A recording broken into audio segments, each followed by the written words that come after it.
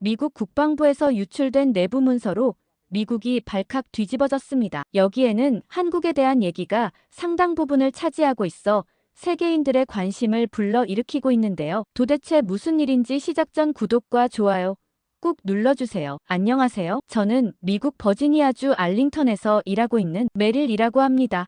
저는 미국의 대형 방산업체에서 핵심 엔지니어로 일하고 있어요. 회사 이름은 보안상 자세히 말씀드리긴 어렵지만 간단히 말해 미 국방부와 긴밀히 협력하며 최첨단 무기 시스템을 개발하는 곳이라고 생각하시면 될 것 같아요. 사실 저는 어릴 때부터 미군에 대한 자부심이 남달랐어요. 초등학교 시절부터 미군은 세계 최강이며 미국의 군사력은 절대 흔들리지 않는다는 믿음을 가지고 자랐거든요. 하지만 제가 대학교 1학년 때 제 생각이 한번 완전히 바뀌게 되었어요. 어느 날 밤 할아버지와 함께 현관 계단에 앉아 별을 보며 이야기를 나누고 있었는데 갑자기 할아버지가 진지한 표정으로 변하셨어요. 할아버지는 제가 방산업체에서 일한다는 얘기를 듣고 한 가지 이야기를 해주고 싶다고 하셨어요. 사실 자신이 지금 이렇게 살아있는 건 한국군 덕분이라는 말씀을 하셨죠. 그 말에 저는 깜짝 놀랐어요. 할아버지가 전쟁 경험에 대해 자주 말씀하셨지만 한국군에 대한 이야기는 처음 들었거든요. 할아버지는 베트남 전쟁이 끝나고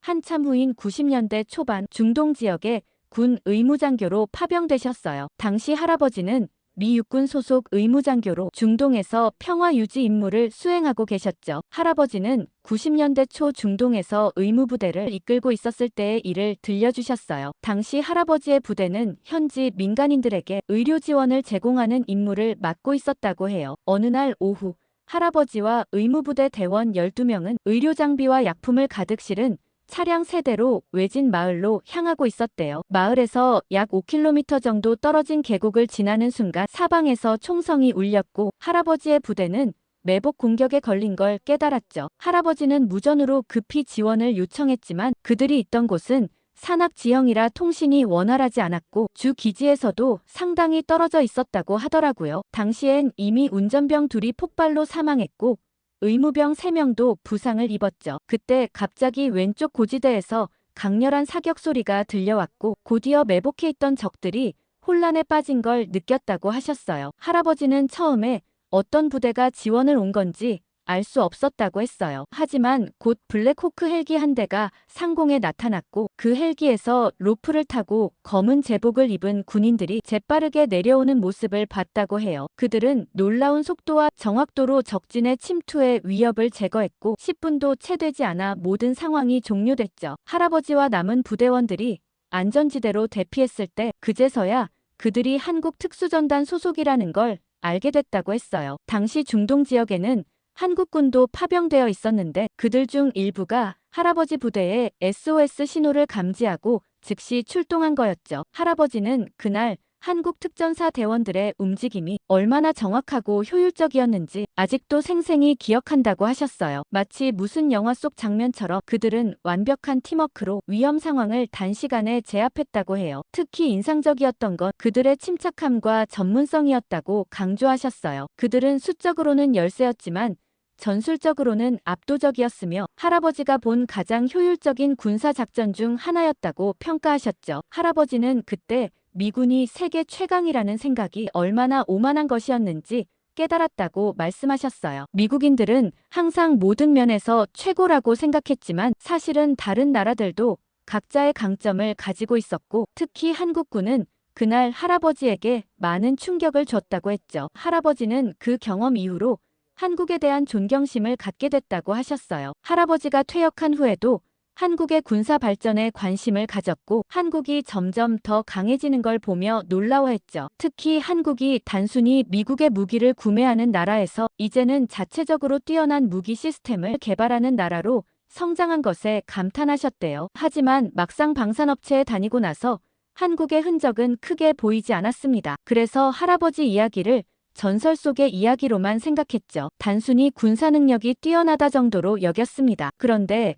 최근 몇 달 사이에 회사 내부에서 뭔가 이상한 조짐이 포착되기 시작했어요. 처음에는 그냥 일시적인 문제겠거니 생각했는데 상황이 점점 심각해지더라고요. 우리가 개발하는 미군의 핵심 무기 시스템들이 하나둘씩 생산에 차질을 빚기 시작한 거예요. 특히 걱정스러웠던 건 F-35 같은 최첨단 전투기와 토마호크 미사일 시스템의 신형 모델들이 예정된 일정보다 몇 주, 심지어 몇 달씩 출고가 지연되고 있다는 사실이었죠. 제가 직접 참여하고 있는 차세대 레이저 무기 시스템 개발 프로젝트도 갑자기 일시 중단이라는 공지가 내려왔어요. 아무런 설명도 없이 말이죠.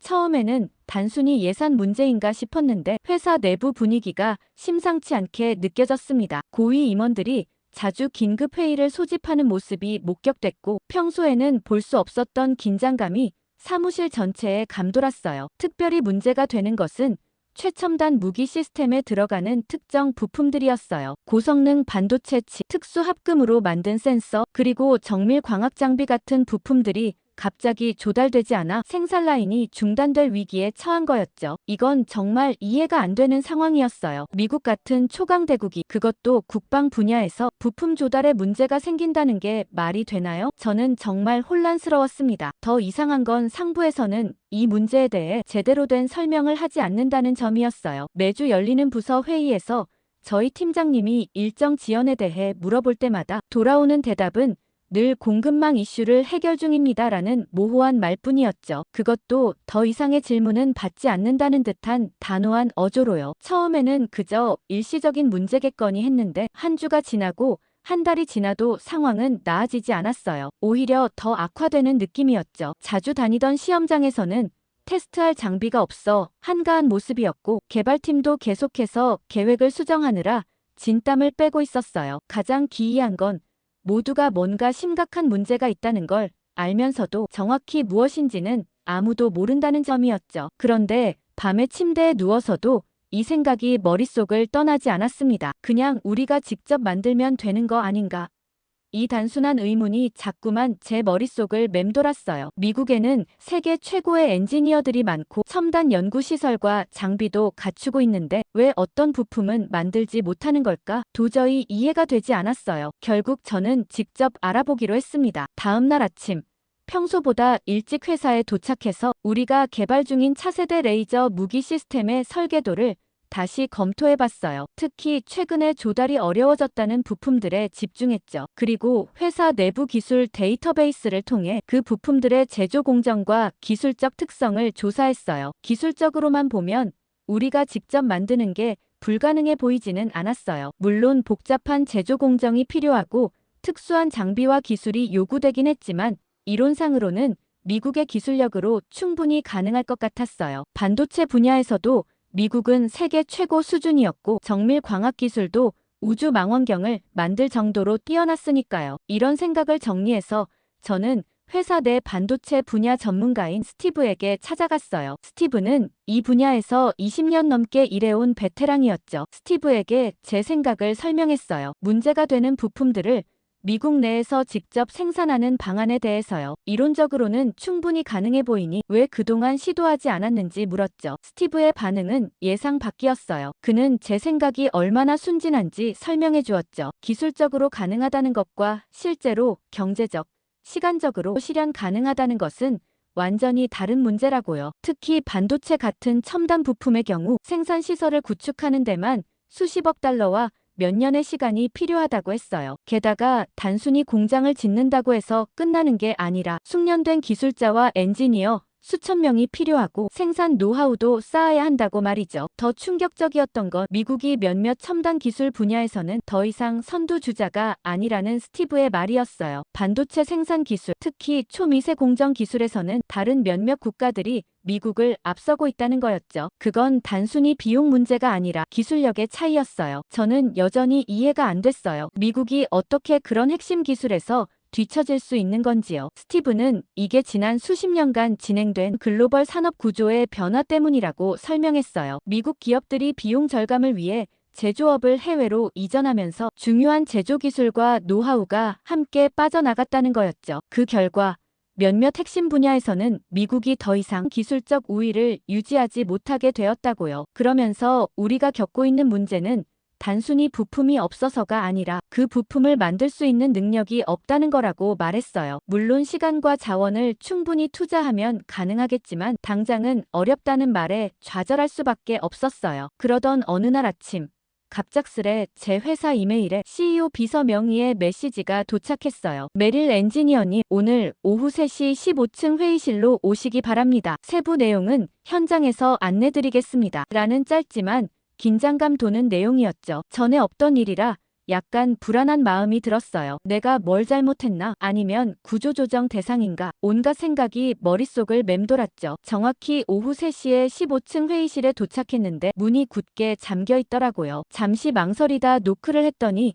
문이 열리면서 안에서 누군가가 제 신분증을 확인했어요. 그리고는 휴대폰과 모든 전자기기를 밖에 두고 들어오라고 하더군요. 이런 보안 절차는 우리 회사에서도 최고 기밀 프로젝트에서만 적용되는 거였어요. 회의실 안에는 회사 고위 임원들과 함께 제가 전에 본 적 없는 몇몇 사람들이 있었습니다. 그중 한 명이 국방부 소속이라고 자신을 소개했고 다른 한 명은 정보기관 요원처럼 보였어요. 분위기가 무척 무거웠죠. 회사 CEO인 존슨 씨가 곧바로 본론으로 들어갔어요. 제가 새로운 비밀 프로젝트에 차출되었다는 겁니다. 코드명 피닉스라고 불리는 이 프로젝트는 최근 우리가 겪고 있는 부품 조달 문제를 해결하기 위한 특별 태스크포스였어요. 저를 선택한 이유는 제가 레이저 무기 시스템에 대한 깊은 이해와 함께 창의적인 문제 해결 능력이 있다고 판단했기 때문이라고 했죠. 존슨 씨는 계속해서 상황의 심각성을 설명했어요. 지금까지 공개적으로는 공급망 이슈라고만 언급했지만 실제로는 미군의 핵심 무기 시스템에 들어가는 중요 부품들의 공급이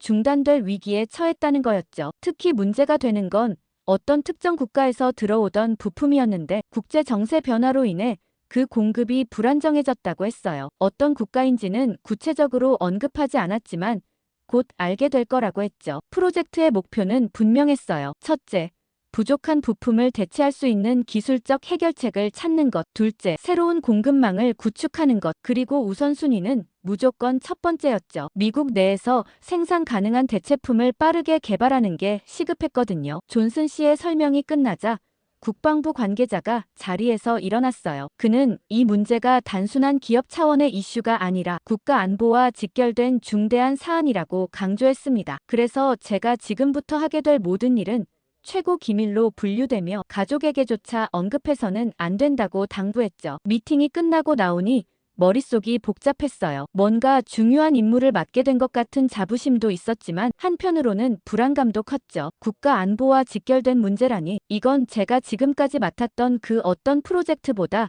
부담스러운 일이었어요. 다음 날부터 저는 회사 내 별도로 마련된 보안 구역으로 출근하게 되었어요. 그곳에는 피닉스 프로젝트 팀원 10명 정도가 배정되어 있었는데 모두 각자 분야의 전문가들이었죠. 반도체 전문가, 소재 공학자, 공급망 전문가 등 다양한 배경을 가진 사람들이 모여 있었어요. 첫 업무는 문제가 되는 부품들의 정확한 목록과 기술적 스펙을 파악하는 일이었어요. 지금까지는 막연하게 특정 부품이라고만 들었지 정확히 어떤 부품이 문제인지 몰랐거든요. 보안 서버에 접속해서 자료를 검토하기 시작했는데 그 순간 제 눈을 의심할 수밖에 없었어요. 문제의 핵심 부품은 다름 아닌 한국에서 전량 공급되고 있던 고성능 반도체 모듈이었어요. 특히 충격적이었던 건 이 부품이 단순한 소모품이 아니라 미국 최신 무기 시스템의 두뇌 역할을 하는 핵심 부품이라는 점이었죠. F-35 전투기의 레이더 시스템, 토마호크 미사일의 유도장치, 그리고 제가 개발하고 있던 차세대 레이저 무기의 표적 감지 시스템까지 이 모든 첨단 무기들이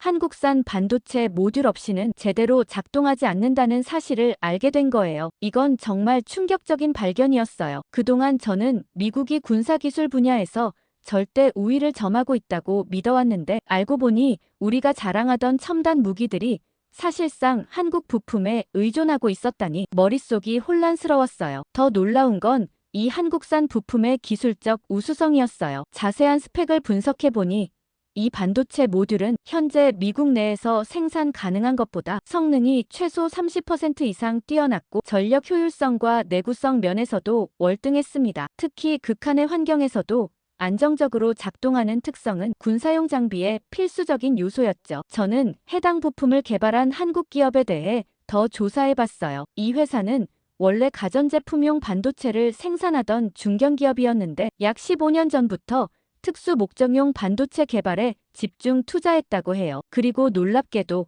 불과 10년 만에 이 분야의 세계 최고 기업으로 성장했더라고요. 한국 정부의 전략적 지원과 기업의 과감한 R&D 투자, 그리고 뛰어난 엔지니어들의 혁신이 결합된 결과였죠. 미국 국방부는 약 8년 전부터 이 한국 기업의 반도체 모듈을 최신 무기 시스템에 도입하기 시작했어요. 처음에는 보조적인 용도로만 사용되었지만 점차 그 성능의 우수성이 입증되면서 핵심 부품으로 자리 잡게 된 거였죠. 문제는 미국 정부와 군 고위층 사이에서도 이 사실을 아는 사람이 많지 않았다는 점이었어요. 대부분은 미국산 부품으로 무기가 만들어진다고 생각했거든요. 하지만 최근 트럼프 정부의 관세 정책 때문에 한국 정부는 이 특수 반도체의 수출을 재검토 중이라는 신호를 보내왔고, 이것이 미국 국방부를 긴장시킨 원인이었습니다. 당장 공급이 중단된 건 아니지만 그 가능성만으로도 미군의 무기 생산 계획에 빨간불이 켜진 거죠. 이 사실을 알게 된 저는 마치 머리를 한 대 맞은 것 같았어요. 그동안 제가 굳게 믿어왔던 미국의 절대적 군사적 우위라는 관념이 완전히 무너지는 기분이었거든요. 미국이 다른 나라에, 그것도 한국 같은 작은 나라에 이렇게 의존하고 있다니 정말 믿기 어려웠어요. 그날 저녁 팀 회의에서 이 문제에 대해 논의했어요. 모두가 심각한 표정이었죠. 팀장인 로버트 박사는 상황을 요약해 주었어요. 현재 한국산 반도체 모듈의 재고는 약 6개월치밖에 남지 않았고, 만약 공급이 중단된다면 그 이후로는 새로운 무기 생산이 불가능해질 거라고요. 우리의 임무는 이 6개월 안에 대체 가능한 기술을 개발하거나 한국과의 공급 계약을 확실히 유지하는 방안을 찾는 것이었죠. 기술적 대안을 찾는 것이 우선이었기에 우리는 미국 내 반도체 기업들의 현재 기술 수준을 검토하기 시작했어요. 인텔, AMD, 퀄컴 같은 대기업부터 작은 스타트업까지 모든 가능성을 타진했죠. 하지만 결과는 실망스러웠어요. 현재 미국 기업들은 이 특수 반도체 모듈과 비슷한 성능의 제품을 생산할 수 있는 기술력을 갖추지 못했거든요. 가장 근접한 기술을 가진 기업조차 최소 3년의 개발 기간이 필요하다고 평가되었죠. 그럼 다른 동맹국은 어떨까? 일본과 대만 그리고 유럽의 기업들도 조사해봤지만 역시 한국 기업의 기술력에는 미치지 못했어요. 특히 극한 환경에서의 안정성과 전력 효율성 면에서 큰 차이가 있었죠. 피닉스 프로젝트 상황은 점점 긴박해지고 있었어요. 한국과의 협상이 생각만큼 진전되지 않자 우리 팀은 마지막 수단을 선택할 수밖에 없었습니다. 바로 중국을 방문해 대체 부품을 찾아보는 것이었죠. 솔직히 말하면 이건 우리 모두가 내키지 않았던 선택이었어요. 미중 관계가 최악으로 치닫고 있는 상황에서 군사용 첨단 부품을 중국에서 조달한다는 발상 자체가 위험했거든요. 하지만 다른 대안이 없었어요. 적어도 중국의 기술력이 한국산 부품을 대체할 수 있는지 직접 확인해 봐야 했죠. 국방부와 회사 고위층의 비밀 승인을 받은 후 저와 로버트 박사, 그리고 반도체 전문가인 마이클, 총 3명이 중국 출장팀으로 선발되었어요. 우리는 공식적으로는 민간 기술 교류를 위한 방문이라는 명목으로 비자를 발급받았고, 실제 목적은 철저히 비밀에 붙여졌습니다. 우리의 안전을 위해서라도 그게 최선이었거든요. 상하이 푸동 국제공항에 도착했을 때 습한 공기가 저를 반겼어요. 입국 수속을 마치고 도착 게이트를 빠져나오자 팻말을 든 젊은 중국인 남성이 눈에 띄었습니다. 그가 바로 우리의 안내를 맡은 리우젠이었어요. 리우젠은 첫인상부터 자신감이 넘쳤어요. 미국에서 MIT 박사과정을 마치고 돌아왔다는 그는 미국 문화와 영어에 완벽하게 익숙해 보였죠. 맞춤 정장을 입고 롤렉스 시계를 찬 그의 모습은 전형적인 중국 공산당 간부라기보다는 미국 실리콘밸리의 스타트업 CEO 같았어요. 공항에서 나와 우리를 기다리고 있던 차는 최신형 벤츠 리무진이었어요. 차에 오르자마자 리우젠은 비행기에서 내린 우리를 위해 차가운 음료와 간식을 권했고 상하이의 발전상에 대해 열정적으로 설명하기 시작했어요. 리우젠은 비행기에서 내려 피곤한 우리에게 중국의 반도체 산업이 지난 10년간 얼마나 빠르게 성장했는지 설명했어요. 미국도 이제 중국의 기술을 인정할 때가 됐으며 그들은 이미 모든 준비를 마쳤다고 자신 있게 말했죠. 그의 말에는 확신이 가득했고 중국이 이미 미국을 능가했다고 굳게 믿는 듯 했어요. 저는 그의 말을 들으며 속으로 정말 그럴까?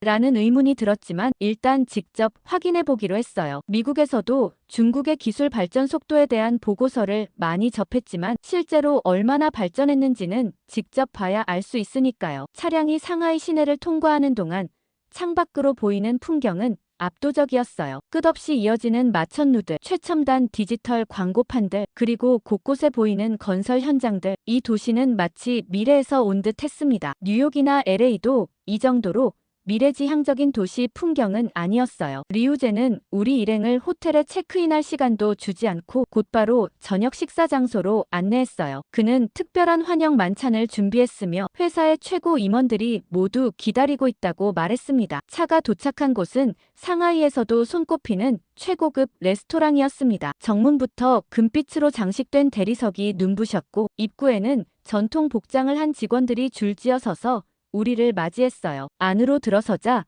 수십 개의 샹들리에가 천장을 화려하게 밝히고 있었고 우리를 위해 마련된 자리에는 이미 고급 요리들이 차려져 있었어요. 자리에 앉자마자 종업원들이 다가와 크리스탈 잔에 고급 백주를 따랐고 리우제는 활짝 웃으며 이곳이 VIP 고객들만 모시는 특별한 자리라며 미군을 위해 일하는 우리를 환영한다고 말했어요. 저는 잠깐 긴장했어요. 우리가 군사 관련 일로 왔다는 사실은 공식적으로 밝히지 않았는데 리우젠이 그걸 알고 있다는 듯한 뉘앙스였거든요. 로버트 박사도 눈빛으로 조심하라는 신호를 보냈어요. 이 자리가 단순한 환영 만찬이 아니라는 걸 우리 모두 느꼈죠. 식사가 진행되는 동안 중국 기업의 고위 임원들이 차례로 소개되었고 모두 미국과의 협력 가능성에 대해 열의를 보였어요. 그들은 미국 기업들과 이미 다양한 분야에서 협력하고 있다고 했고 방위산업 분야로 그 협력을 확대하고 싶다는 의사를 분명히 했어요. 식사가 절정에 달했을 때 갑자기 직원들이 화려한 선물 상자들을 들고 입장했어요. 각자의 자리 옆에 놓인 그 상자들에는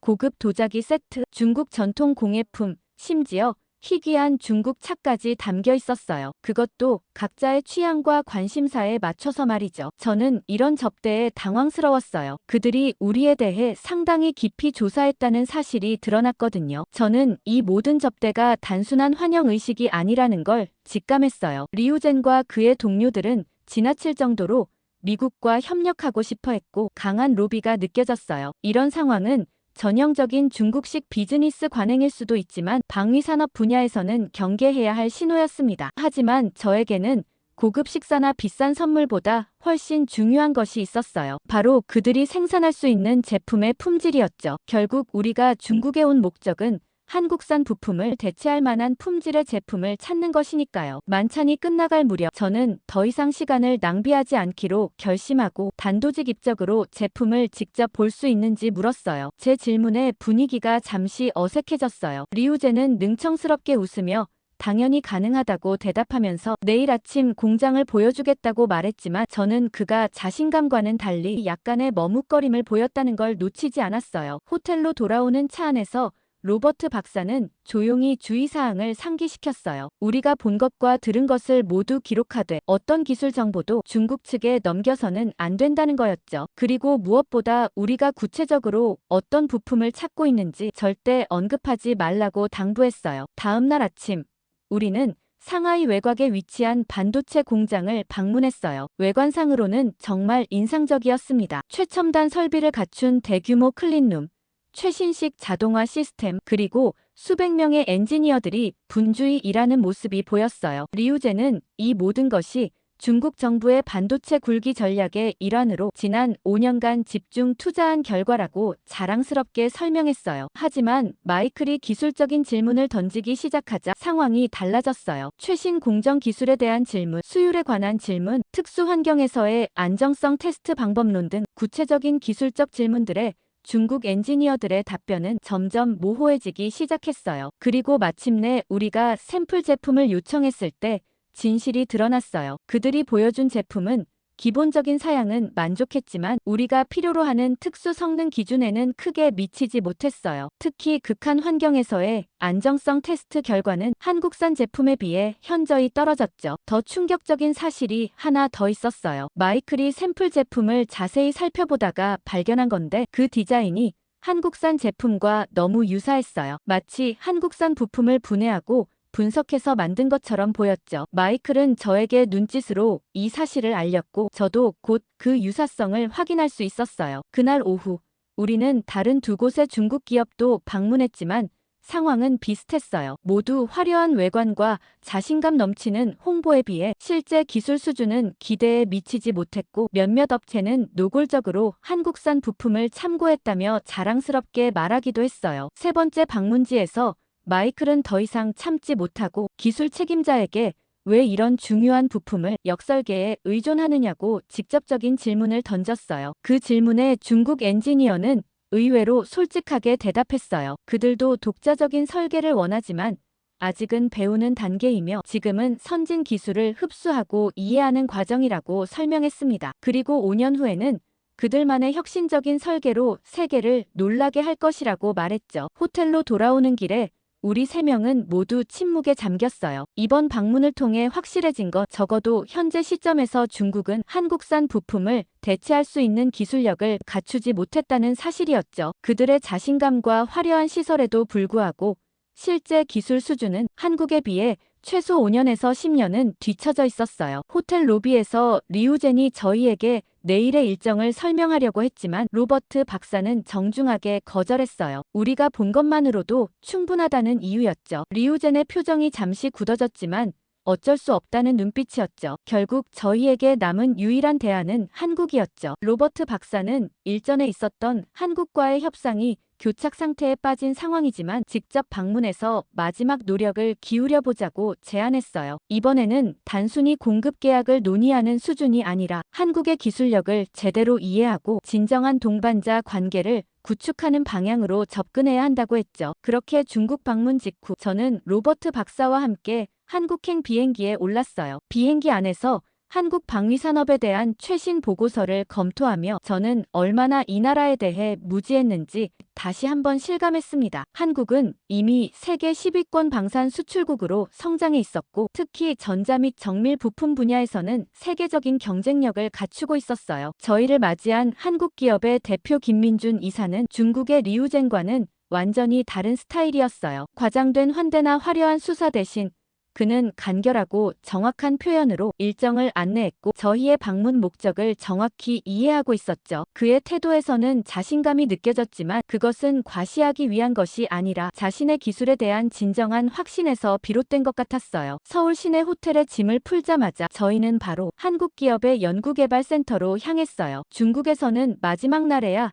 실제 공장을 보여줬던 것과 달리 한국 측은 첫날부터 핵심 시설에 대한 접근을 허용했죠. 이것만으로도 그들의 자신감과 개방성을 느낄 수 있었어요. 연구센터에 도착해서 저희가 본 것은 정말 놀라웠어요. 이건 단순한 생산 시설이 아니라 미래 기술을 개발하는 첨단 연구소였죠. 수백 명의 엔지니어들이 최첨단 장비를 사용해 작업하고 있었고 벽면에는 그들이 개발한 혁신적인 기술들에 대한 특허증과 상장들이 가득했어요. 김 이사는 이 센터에서 개발된 주요 기술들을 소개하면서 한국이 어떻게 반도체 분야에서 세계적인 경쟁력을 갖추게 되었는지 설명했어요. 그는 특히 미국과의 기술 협력 역사를 언급하면서도 한국이 독자적인 기술력을 키우기 위해 얼마나 노력했는지 강조했죠. 그는 처음에 한국이 미국 기술을 배웠지만 그것을 그대로 따라하는데 그치지 않았다고 말했어요. 그들은 끊임없이 혁신하고 개선해왔다고 했죠. 또한 사실 그들은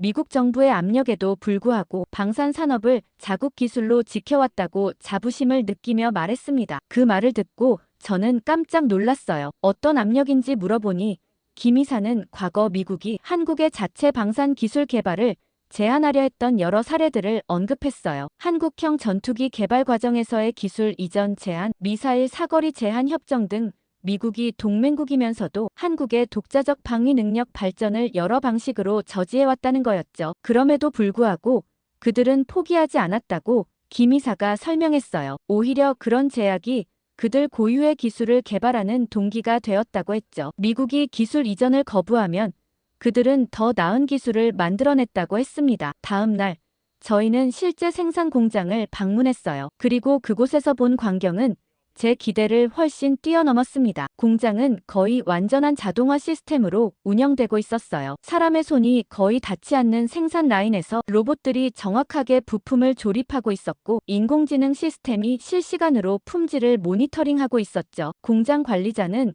그들의 품질 기준이 미군이 요구하는 것보다 훨씬 엄격하다고 자랑스럽게 말했어요. 사실 몇 년 전부터 그들은 미군이 요구하는 사양을 뛰어넘는 제품을 개발해왔다고 했죠. 미군이 이제야 그 가치를 인정하기 시작한 것 같다고 그는 덧붙였어요. 그러면서 이제는 함께 걸어가는 파트너이며 일부 분야에서는 그들이 앞서 있기도 하다고 했죠. 진정한 동맹은 서로의 강점을 인정하고 보완하는 관계가 되어야 하지 않겠냐고 그는 물었습니다. 그의 말은 저에게 깊은 울림을 주었어요. 저는 그동안 미국이 한국을 바라보는 시각이 얼마나 일방적이었는지 깨닫게 되었습니다. 김 이사는 많은 한국인들이 미국이 그들의 가치를 제대로 인정하지 않는다고 느끼고 있다고 우려를 표했어요. 특히 젊은 세대들은 더 이상 미국을 무조건적인 동맹으로 보지 않는다고 했죠. 이런 상황이 지속된다면 한국 정부도 국민 여론을 무시할 수 없을 거라고 했습니다. 그의 말은 위협이 아니라 현실적인 우려였어요. 그리고 저는 그 우려가 얼마나 타당한지 이번 방문을 통해 충분히 이해하게 되었죠. 한국은 더 이상 미국의 도움이 절대적으로 필요한 나라가 아니었어요. 오히려 미국이 한국의 기술력에 의존하게 된 상황이었죠. 비행기를 타고 미국으로 돌아오는 길에 저는 이번 방문에서 얻은 깨달음을 정리해봤어요. 한국은 단순한 협력국이 아니라 미국이 군사력을 유지하기 위한 필수적인 파트너였다는 걸 강하게 깨달았습니다. 오늘 사연에 나오는 한미동맹에 대해 어떻게 생각하시는지 댓글 많이 달아주세요. 방위비를 증가시켜 한국이 전적으로 부담하는 게 맞을까요? 구독과 좋아요는 영상 제작에 큰 힘이 됩니다. 감사합니다.